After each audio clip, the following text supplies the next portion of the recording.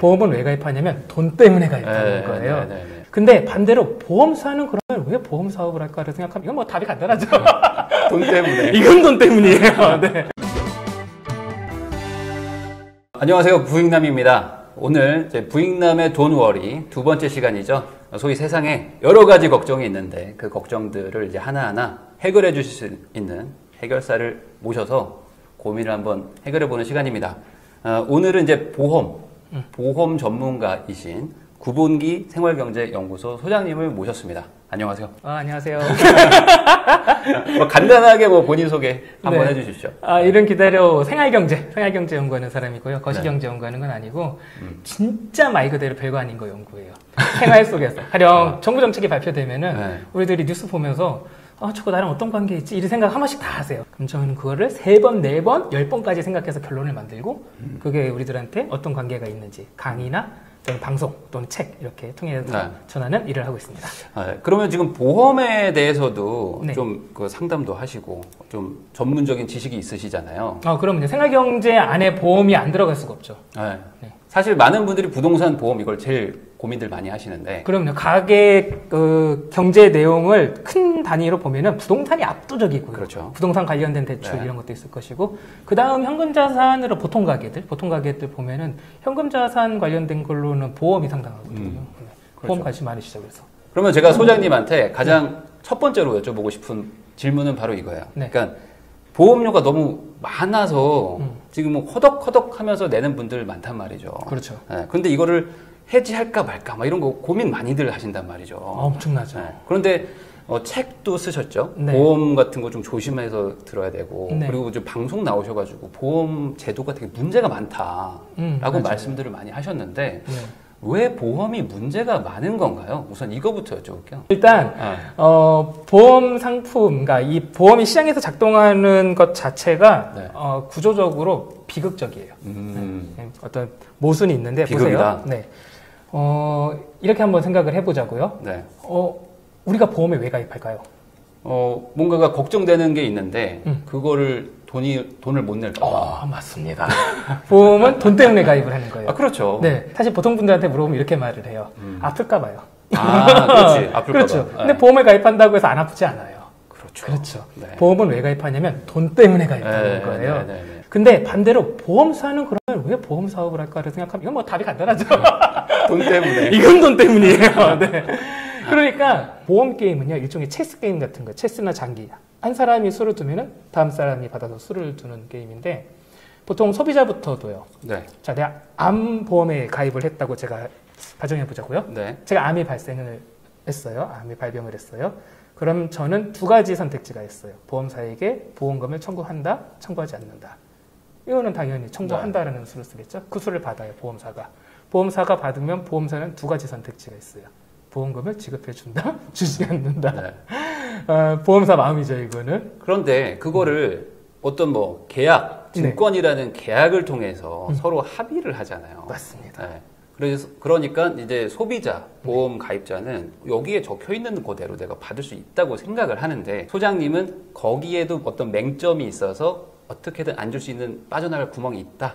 맞습니다. 어떻게 그게 가능하죠? 가능한 방법은 여러분들 다 아실 거예요. 보험은 다수와 계약을 체결하기 때문에요. 보험사가 약관이라는 따로 보통 책자로 옛날엔 책자로 받았는데 요즘 CD로 받거나 USB로 받거나 하는데 그 약관 읽어보신 분 아예 상품 내용을 안 읽어보고 가입들을 하십니다. 그렇죠. 대부분. 사실 그 안에 약관 안에 애국가를 넣어도 모르실걸요, 사람들은. 그러니까 보험사들 입장에서는요, 대놓고 거기다가 적어놓을 수 있는 요인들이 발생을 해요. 보험사는 본인들이 돈을 얻기 위한 최대의 전략을 쓸 수 있다.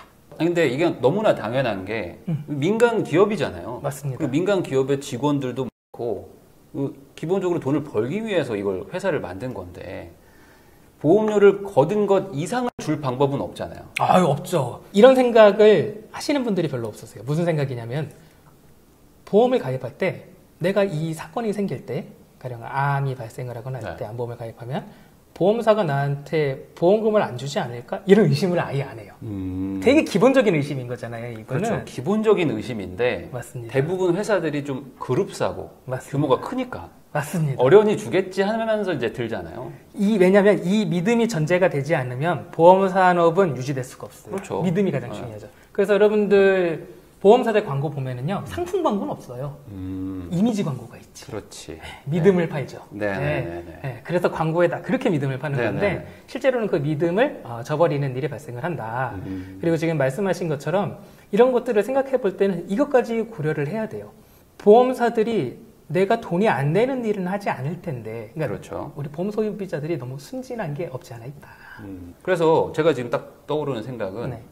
좋다. 그러면 보험을 좀 작게 가입해서 돈을 뭐 날린다 생각하고 작게 가입하는 분들도 좀 있잖아요. 그러면요. 그렇게 접근을 해야 돼요. 네. 왜 그러냐면 보험을 제가 일부러 조금 세게 말씀을 드렸어요. 왜 그러냐면 경각심을 조금 더 일깨워 드리려고. 그렇죠. 보험에 가입할 때는 기본부터 생각해 보셔야 돼요. 보험사들이 나한테 정말 보험금을 줄까? 근데 통계를 보니 그렇지 않다고 하네?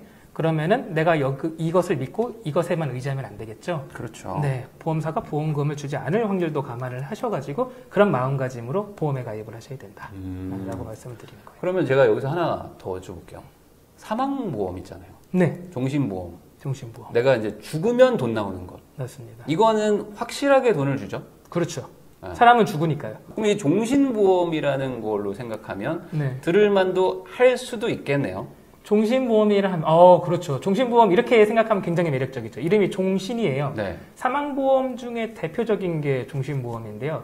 말 그대로 종신토록 보장을 해주는 거죠. 그렇죠. 네. 근데 사람은 100%의 확률로 죽잖아요. 그렇죠. 그럼 이거 최고겠는데? 라고 해서 가입을 하시는데 문제는 뭐냐면은 보통 한 20년 납으로 가입을 네. 하세요. 30세에 가입을 하면 50세까지 돈을 내는. 근데 이게 10년 유지율이 한 절반 정도밖에 되지 않아요. 이게 왜 그러냐면은 지금 종신보험 가입하신 분들 계시죠? 보험이 엄청 비싸죠. 네, 엄청 비싸요. 맞아요. 원래 먼 길을 갈 때는요, 짐을 가볍게 짊어져야 되는 법인데요. 네. 이게 10년, 20년, 보통 20년 납하잖아요. 맞아요. 20년 사이에 우리 경제가 이렇게 움직이는데, 네. 우리 가계 사정도 2년 전만 해도 코로나19를 이럴 줄 알았냐고요, 우리가. 네. 맞아. 네. 가계 경제가 흔들릴 때, 현금 흐름이 끊겼을 때 가장 먼저 매스가 가해지는 게 보험이죠. 네. 왜냐하면 당장의 효용이 기대가 안 되니까. 그렇지. 그 중에서 가장 먼저 매스가 가해지는 게 보험 중에서도 가장 먼저 가는 게 종신보험. 왜냐하면 보험료가 너무 비싸기 때문에. 그러니까 네. 이게 그럴 수밖에 없는 게 네. 기본적으로 내가 죽을 때 뭔가 우리 가족이 힘들 것 같은 사람들이 이 종신보험을 가입할 거 아닙니까? 맞습니다. 그런 분들은 기본적으로 경제적으로 좀 약자일 가능성이 훨씬 높잖아요. 맞습니다. 근데 내가 여기서 만약에 안 죽어. 안 죽고 계속 살아. 근데 경제적인 위기가 오면 경제적인 타격은 받은 상태에서 그렇죠. 죽을 가능성은 낮아. 네. 이러다 굶어 죽는 게 먼저겠어요. 그렇지. 내가 당장 지금 직업이 없고 네. 지금 월급이 없어서 생활비가 없는데 맞습니다. 30년 뒤에 죽을까 말까에 대한 거를 유지하기가 힘들잖아요. 네, 맞습니다. 그러면 이게 보험업의 전략입니까? 전략이죠. 지금 사망보험 하면은 종신보험밖에 못 떠올리시는 시청자분 많으실 거예요. 네. 사망보험은요, 종신보험이 있으면 종신토록 보장해주는 보험이잖아요. 네네. 그럼 그 반대급부에 정해진 기간만큼 보장을 해주는 보험도 있어야 되지 않을까요? 근데 네. 그게 있어요. 정기보험이라고 해서 보험료가 절반 정도로 저렴한 보험이 네네. 있습니다. 이것들을 판매하면은 소비자들 입장에서는 가게 생활에 훨씬 더 유익하겠죠. 그렇죠. 하지만 보험 설계사 그리고 보험사들 입장에서는 그 저렴한 보험을 팔아서는 돈이 되지 않으니까 사망보험을 염려하시는 고객님들한테 가서 종신보험만 권하는 거예요. 정기보험이 있다는 거를 쓱 빼고요. 그러니까 이 정기보험이라는 게 뭐 예를 들어 내가 지금 나이가 40이다. 네. 근데 내 정년이 60이다. 네. 그러면 20년간 안에 내가 만약에 죽을 경우에는 네. 뭐 보장을 해준다. 맞습니다. 그런 거죠. 맞습니다. 왜 우리가 사망보험에 가입을 하는가? 네. 사망보험의 가입 이유는요, 아직 다 성장하지 못한 자녀들 때문에. 그렇죠. 보통. 그렇죠. 네. 그러니까 가장인 내가 사망을 했을 때 아이들이 학교를 다 끝마치지 못하면 어떡하지? 이런 걱정들이 있잖아요. 그러면은 아이들 나이를 놓고 역산을 하면 돼요. 보통 40에 막내를 낳았다고 하면은 네. 그 뒤부터 뭐 한 30년만 70세까지만 보장을 받으면 아이들이 이제는 뭐 직장을 다니겠구나 이런 식으로 생각을 해서 가볍게 짊어지는 게 좋습니다. 네, 사망보험. 그러면 지금 말씀하시는 거는 이제 사실 저도 뭐 아이 아빠지만 우리 애가 나중에 이제 쭉 커서 경제 활동할 때까지 먹고 살만 할 때까지 내가 책임져야 되는데 네. 내가 중간에 잘못되면 큰일이다. 우리 네. 와이프랑 애는 어떻게 하지? 라는 그 걱정에서 사실 이걸 시작하는 건데 이걸 굳이 내가 80세, 90세까지 보장받을 필요는 없는 거잖아요. 네, 맞습니다. 가장 우선순위를 둬야 되는 거는 가입을 하지 않고도 준비할 수 있는 게 가장 좋죠. 투자를 통해서요. 왜 그러냐면은 보험은 효율성이 떨어져요. 맞아요. 네, 보험은 그냥 내가 사망해야지만 돈이 나오는 거잖아요. 네. 현금은 쟁여놓고 있으면은요, 다른 일에도 쓸 수 있어요. 우리 아내가 다치거나 해도 효율적으로 쓸 수 있기 때문에 네. 가장 좋은 건 당연히 현금으로 비축을 해놓는 건데, 그게 안 되는 사람들이 아까 말씀하신 것처럼 네, 보통 가계 사정이 좋지 않으신 분들이 그걸 걱정해서 보험에 가입하시는 거기 때문에요. 만약에 내가 사망해도 뭐 아이들 걱정 없어 라고 하시는 분들은 굳이 가입할 필요가 없는데, 근데 거기서 조금 더 올라가면은 이제 가입을 하게 됩니다. 왜 그러면 상속세 때문에. 이거는 제가 나중에 언제 또 설명드릴 기회가 있을 것 같은데, 네, 어쨌든 네, 이렇게 준비하시면 됩니다. 현금으로 준비하는 게 최고다. 그러면 얘기가 나온 김에 그 네. 상속을 받을 자산이 많은 분들은 네. 이 보험을 들어야 된다라고 말하는 분들도 많거든요. 네. 왜냐면 상속세를 못 내니까 자녀가 내야 되잖아요. 맞습니다. 근데 자녀가 그만큼 자산이 없고 소득이 없는데 갑자기 부모님이 이렇게 돌아가시게 되면 상속세 내다가 이제 가게가 기우는 분들이 꽤 있어요. 아, 많죠. 네. 그런 분들을 위해서는 종신보험이 필요하다고 말하는 분도 많은데. 종신보험은 상속 문제에 대해서는 아주 빛나는 보험이에요. 제가 보험 관련해가지고 상담을 이렇게 이메일 같은 것도 상담을 받고 많이 하는데, 보통은 상담을 하면 혼내요, 고객들을. 아니, 뭐 이렇게 가입을 했어요. 보통 이렇게 하는데, 딱 한 차례, 이야! 너무 잘했다. 파이브! 그렇게 너무 잘했다. 네. 20대 후반이었어요. 20대 후반 남성분이었고, 결혼을 한대요.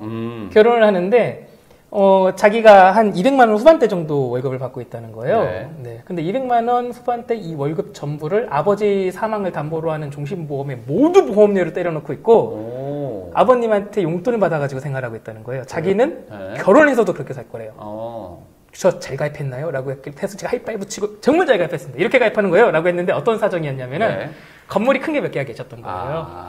뭐 대략적인 자산으로 그러면 얼마? 금액은 제가 그때 금액까지 묻진 않았어요. 한 100억 정도는 되는 느낌이겠네요. 이상이었을 거예요. 그러니까 그런 고민을 했겠죠. 그러니까 이분이 이걸 물어보신 거예요. 저한테 정확하게 물어본 거는, 제가 계약자로 있고요. 내가 계약자로 있고 보험 계약자로 있고 아버지를 피보험자. 그러니까 그렇죠. 피 나오면 돈 나오는 사람, 다치면 사망하면 두고 아버지가 사망하면 제가 돈을 버는 구조입니다. 그렇죠. 근데 이거를 보면은 아버지 목숨에다가 베팅을 건 거죠. 아들이 그렇죠. 지금 이거 잘못 들으면 이거 도의적으로 이거 아주 혼나야 되는 문제인 거죠. 근데 제가 잘했다고 했잖아요.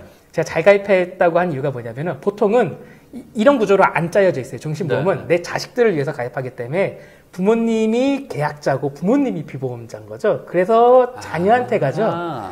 이렇게 되면 진짜 그렇게 가입한다고요? 네, 보통은 일반적으로 이렇게 가입해요. 아니, 그러면 부모님이 돌아가시게 되면 부모님이 자기가 돈을 번게 돼요? 다시 설명해 주세요. 그러니까 내가 피보험자고 내가 계약자예요? 네. 그럼 내가 죽으면 내 계좌에 돈이 들어와요? 아니요. 거기에다가 상속인을 지정할 수 있죠. 그럼 거기 상속세 내요?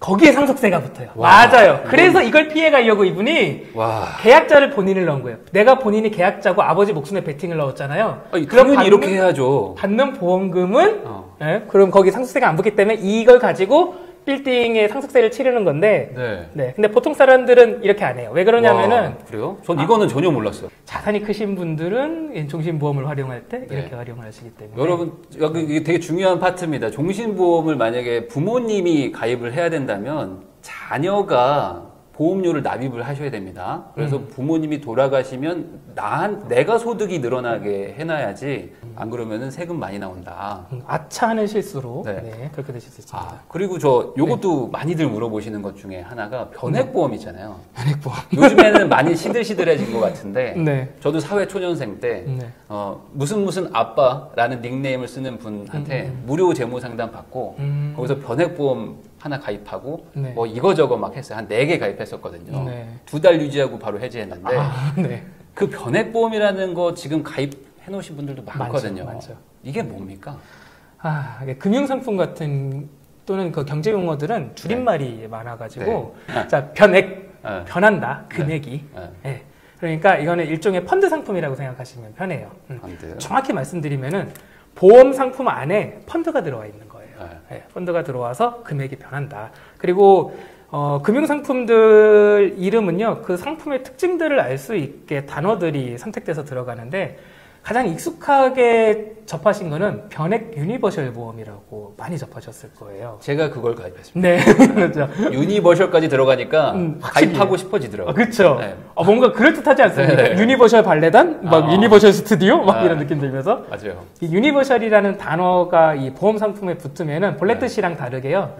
입출금이 가능하다는 뜻이에요. 변액 유니버셜 보험이라고 하면은 금액이 변동하는데 입출금 기능이 있는 보험이다.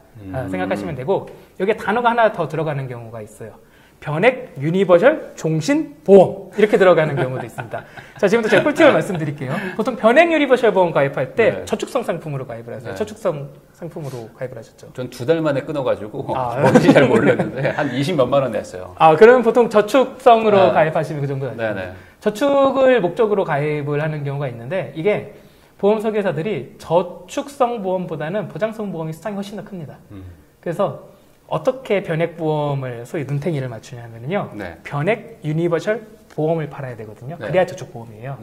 변액 유니버셜 종신보험을 파는 경우가 있어요. 네. 종신보험은 아까 말씀드린 것처럼 사망보험이죠. 그렇죠. 저축보험이 아니에요. 네.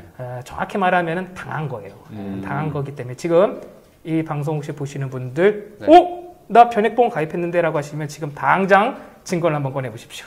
증권을 꺼내서 나는 저축성보험으로 가입을 했는데 거기에 제목에 종신이라는 단어가 들어가 있으면은 설계사한테 당장 전화를 거셔가지고 이게 뭐냐고 물어보시면 됩니다. 네.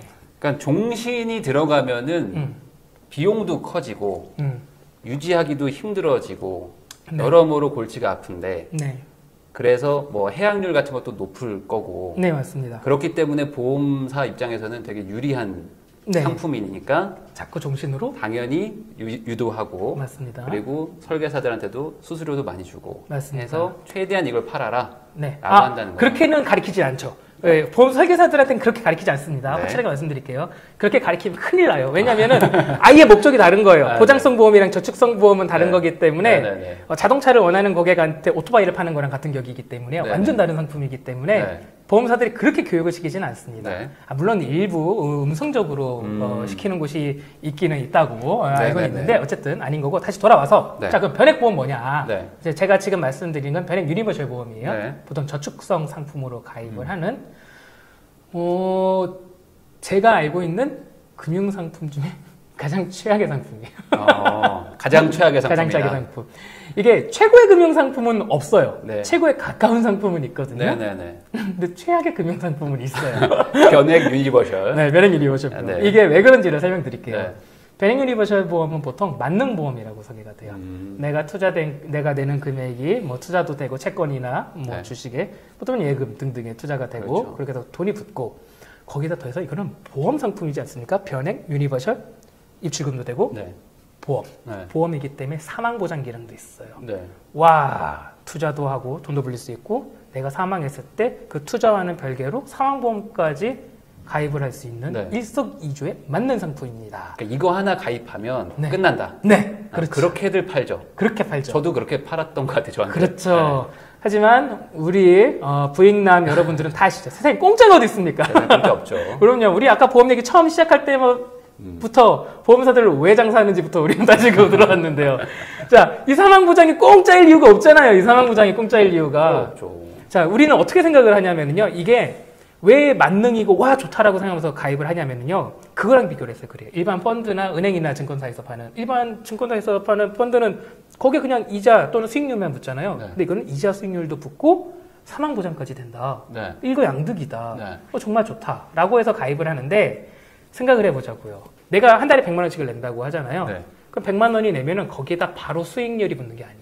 네. 그게 크게 세 등분이 돼요. 네. 내가 돈을 100을 내면은 크게 세 등분이 내는데 첫 번째로 빠지는 게 수수료로 빠지는 게 사업비라는 항목이 빠져요. 이 사업비가 문제죠. 맞습니다. 네. 이 사업비가 왜 들어가냐면 또 생각해보세요. 세상에 공짜가 없어요. 네. 아니 이 보험 설계사랑 회사들이 나한테 보험을 팔아가지고서 돈을 챙길 텐데 어디서 챙기겠어요? 네. 내 보험료에서 챙기겠죠. 네. 거기서 빠져나가는 이제 세 부분으로 나눴잖아요. 내가 내는 돈이 사업비가 빠져나갑니다.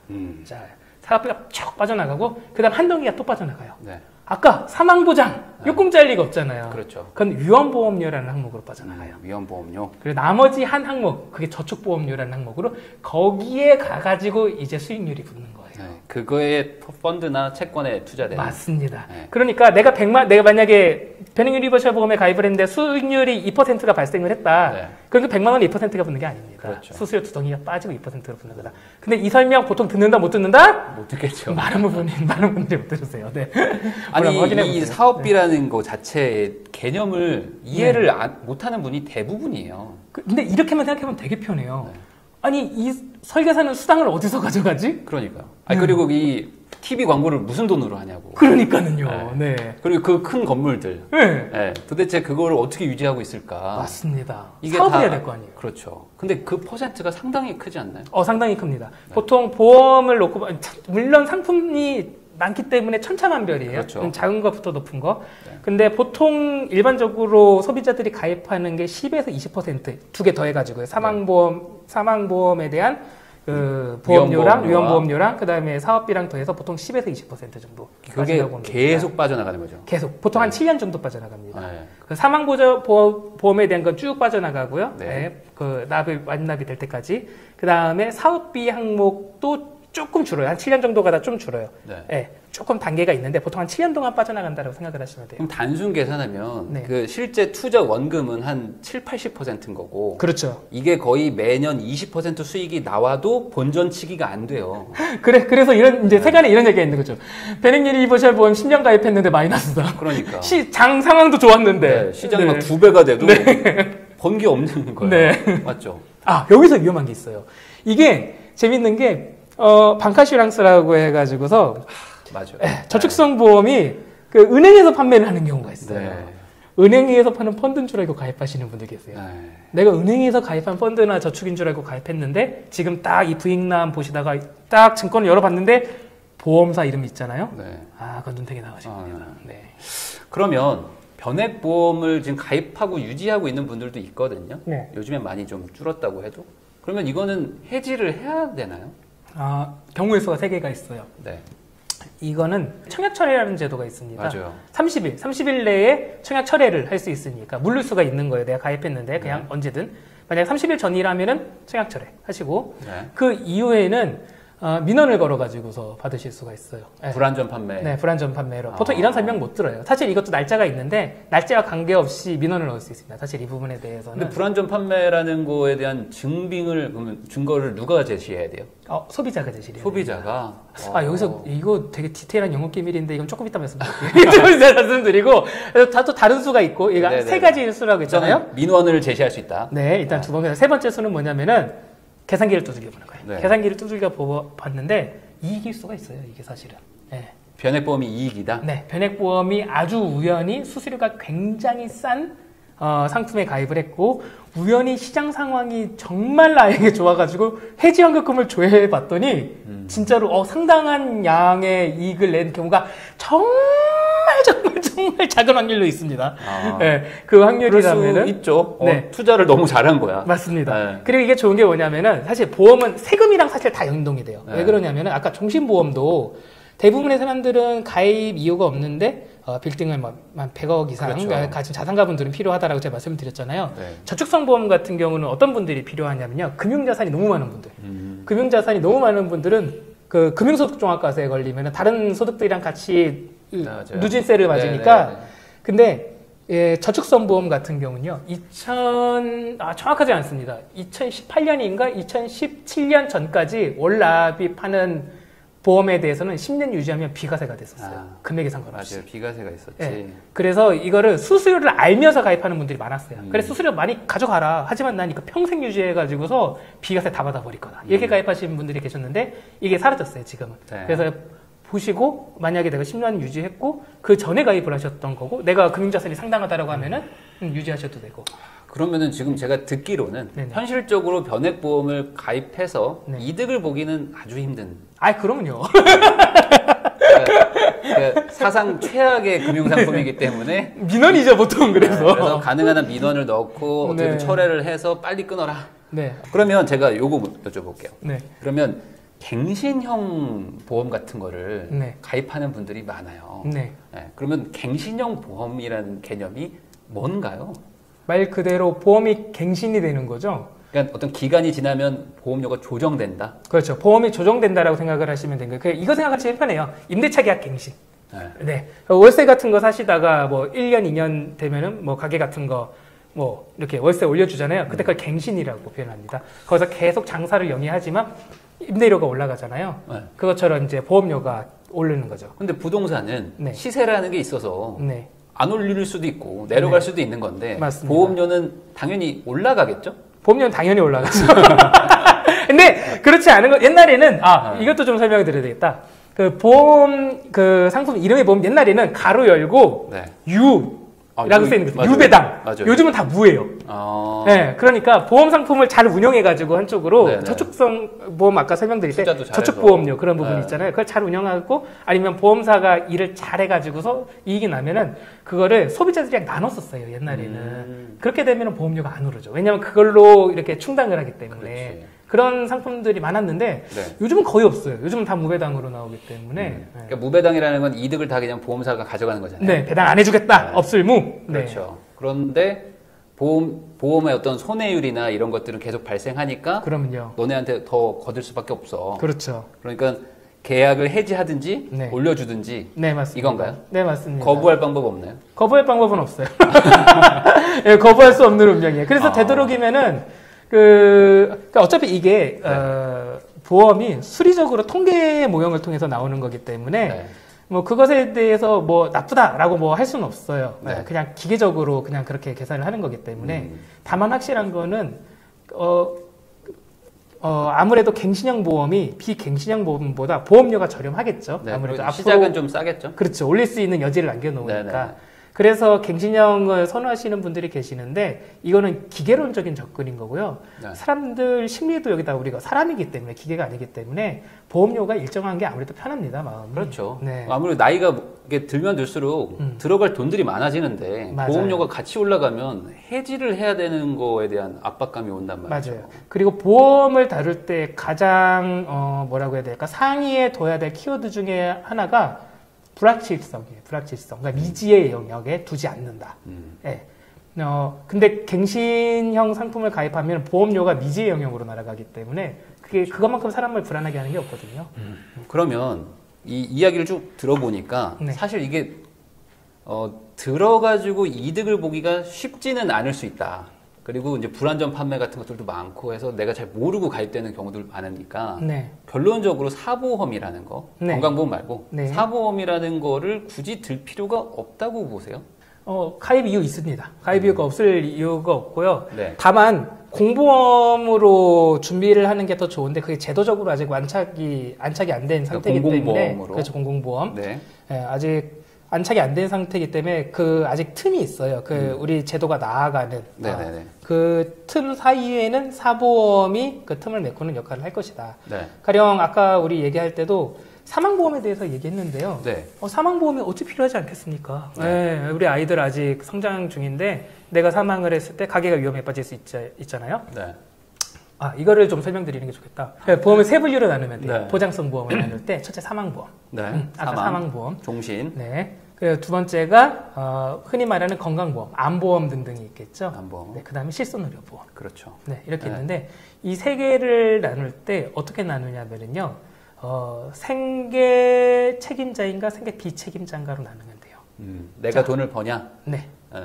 안 번야보다는 이 가게의 생계주 책임자냐. 내가 못 벌게 되면 이 가게가 무너지느냐. 그렇죠. 맞습니다. 그렇죠. 자, 3인 가족으로 한번 예를 들어볼게요. 아버지예요. 네. 아버지고 아이가 어려요. 아버지 그리고 아내는 전업주부고 남자가 가장이라고 해볼게요. 네. 이 가장 아버지에게 사망보험 필요해요, 안 필요해요? 아이는 애기예요. 네. 필요하죠. 그렇죠. 가입이 네. 있습니다. 그러면은 어머니한테 있어요, 없어요?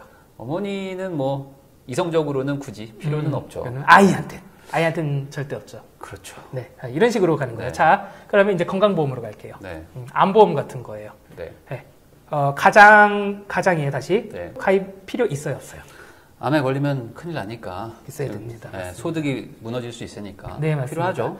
제가 그 방송이라서 디테일하게 설명을 아까 못 해가지고서 쭉 다루진 않았는데, 네. 암보험 같은 경우 건강보험은요, 정액형 보험에 분리에 들어갑니다. 정해진 금액을 지급해주는 보험인 거죠. 네네네네. 그래서 보통 암보험을 암 발생한 뭐 3천만 원 지급받는다, 네네. 5천만 원 지급받는다, 이렇게 알잖아요. 네. 이건 금융적 성격의 보험이에요. 네네. 병원비를 보장하는 성격이 그렇죠. 아니고, 예, 내가 암에 발생을 하면은, 소득 활동을 할 수 없기 때문에 그 소득 상실분을 보상하는 거기 때문에 사망보험이랑 성격이 비슷해요. 그렇죠. 네. 그래서 가장이 가입 이유가 있다. 네. 네, 말씀드리고. 그리고 아내나 자녀. 네. 이건 세모예요. 왜 그러냐면은. 애매하네요. 맞아요. 네. 이게 아이가 아프거나, 아내가 아프거나 할 때 간병비 같은 것들이 네, 나올 네, 수 네. 있기 때문에 그분을 세모로 두고, 그 다음 실손의료보험. 네. 실손의료보험은 말 그대로 의료비를 보장해 주는 거잖아요. 그러니까 건강보험이 안 해주는 맞습니다. 그 회색존을 좀 보장해 주는 거죠. 네, 그래서 세 분에겐 가입 이유가 있다. 음. 보통 이런 식으로 사고를 큰 틀에서 그리고 보험을 바라보시면은 내가 보험에 빈틈이 있는지 없는지를 조금 보실 수 있고요. 그리고 사보험이라고 크게 말씀을 하셨는데 사실 우리가 사보험에 가입을 하는 이유는 의료비가 미래 의료비가 미지의 영역에 있어서 그런 거예요. 그렇죠. 내가 얼마가 나올지 모르니까. 병원에 암에 걸리면 얼마가 들지 맞습니다. 모르는데 네, 맞습니다. 소득은 뻔하니까. 그래서 좀 희소식을 말씀드리자면은 사실 제가 아까 말씀드린 것 중에 사망보험이랑 암보험 같은 이 정액형 보험 말고 실손의료보험을 조금 있으면은 아마도 그 가입 이유가 사라질 수도 있어요. 사실은 왜 그러냐면은 지금 정확하게 말씀을 해주신 게 건강보험이 보장해주지 않는 회색지대를 보호해준다는 표현을 쓰셨잖아요. 네네. 그 회색지대를 크게 말해가지고서 비급여, 급여, 네. 비급여, 그렇죠. 비급여 존이라고 우리 흔히 부르는데 지금 정부에서 추진하고 있는 그 보장성 보험이 아니지. 그냥 쉽게 말하면 그냥 문재인 케어. 문재인 케어라는 게 2020년까지 이 비급여 부분을 그러니까 미용이랑 이런 거를 제외하고 다 흡수하겠다는 거기 때문에 거기에다가 제도가 하나 더 있어요. 네. 뭐가 하나가 더 있냐면은 그 본인 부담 상한제라는 게 사실은 있습니다. 네. 예, 주위에 암 발생하거나 했을 때 가게가 파산하는 분들 사실은 못 보셨을 거예요. 예, 이게 못 본 이유가 본인 부담 상한제라는 게 작동을 해서 그런 네네. 건데 건강보험이 보장해주는 급여 부분에 대해서는요. 1년에 이 정도 금액이 넘는 건 저희가 다 환급해드리겠습니다라는 제도가 본인 부담 맞아요, 상한제인데 있어요. 네, 맞습니다. 소속분이 1분위부터 10분위까지 있는데 1분위 같은 경우는 올해가 연 80 얼마 정도, 네네. 85만 원이라고 치면은 85만 원 넘는 부분은 보장을 해주고 10분위 같은 경우 최고 최고 가장 소득이 높은 네, 분들 10% 같은 경우는 지금 500 얼마인가 그래요. 한 600만 원 조금 안 되지 않나요? 네, 맞아요. 오, 그 정도 맞습니다. 될 거예요. 정확하십니다. 네. 맞아요. 500만 원 후반대고. 네네. 근데 이게 적용을 받으려면은 비급여가 적용이 안 돼요. 그래서 급여로 편입되는 게 굉장히 중요한데 네. 지금 이 작업이 2020년 말까지 끝내는 게 목표라서 뭐 기대하고 지켜보셔도 될 것 같아요. 네, 2022년 말까지 네. 이게 문재인 케어가 되면 이제 비급여가 거의 사라진다. 네, 맞습니다. 그렇기 때문에 이게 건강보험에 편입이 된다는 거잖아요. 네, 대부분이. 맞습니다. 그래서 보장률을 볼 게 아니고요. 네. 얼마나 많은 그 수가행위들, 그러니까 의료행위들이 그 안에 들어오는지가 중요해요. 평균으로 높게 볼 게 아니고 내가 몇 분위에 들었는데 내 의료비가 어디가 상한일까만 보면 되는 거기 때문에요. 어쨌든 왜냐하면은 이런 말씀을 굳이 드리는 이유가 보험 얘기만 하면요. 우리가 뒤끝이 개운치가 않아요. 이게 무서워요. 이게 네. 보험 얘기가 저도 벌써 암 걸리고 죽고 사망하고 이런 얘기만 하니까 좀 드라마로 치면은 마지막을 이렇게 끝내면 찜찜해요. 찜찜해서 일부러 밝은 얘기 좀 했습니다. 네.